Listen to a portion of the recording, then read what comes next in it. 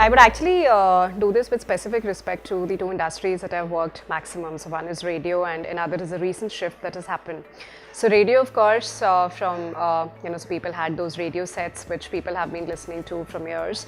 But I think there's been a paradigm shift when we look at internet radios, which people can listen to from across the world.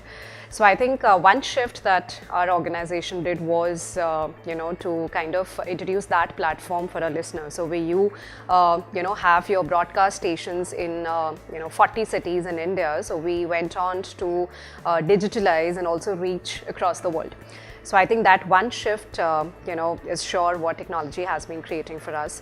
With specific respect to the other organization that I work with right now, so I work for an event, an activations industry where digital is something which has already set its footprints. So no longer, people would do that normal on-ground activity saying that, I want to do a mall activation.